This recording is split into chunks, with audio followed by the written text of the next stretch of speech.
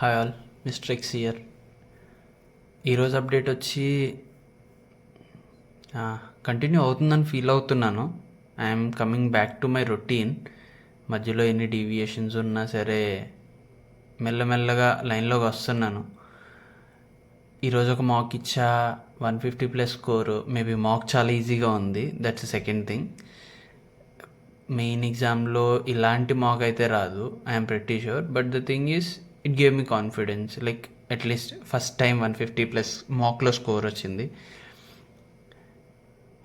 అంటే ఇది సెలబ్రేట్ చేసుకునే అంత పెద్ద విషయం కాదు, but it's a boost. It build confidence.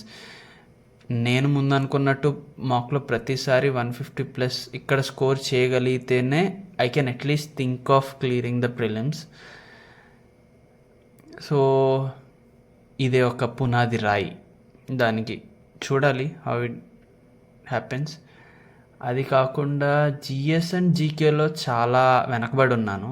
అది ముందు నుంచి ఒక క్లారిటీ ఉన్నా మెల్లమెల్లగా రీజనింగ్ అండ్ ఇంగ్లీష్లో కాస్త పర్లేదనిపించి, క్వాంట్ కూడా ఈ మధ్యన మంచిగానే అవుతుండడంతో జిఎస్ అండ్ జీకే మీద రిగ్రెట్ పెరిగిపోతుంది. అరే, జిఎస్ అండ్ జీకే మరి ఇంత వర్స్ట్గా పర్ఫామ్ చేస్తున్నానే అని చెప్పి. బట్ నాకు దాని మీద రిగ్రెట్ కంటే మిగిలిన వాటి మీద కమాండ్ ఇంపార్టెంట్. మిగిలిన 3 సబ్జెక్ట్స్ మీద ఫుల్ అరౌండ్ 99.99% కమాండ్ వస్తేనే I can think of GS and GK అయితే లాస్ట్ 1 మంతే ప్లాన్ చేయాలి, ఎందుకంటే ముందుగా చదివినా సరే గుర్తుంటుందని నమ్మకం లేదు.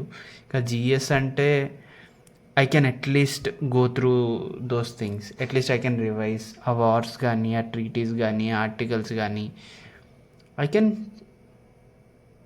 ఇంకా చాలా ఉందప్ప అయితే syllabus. It's a realisation. Will see.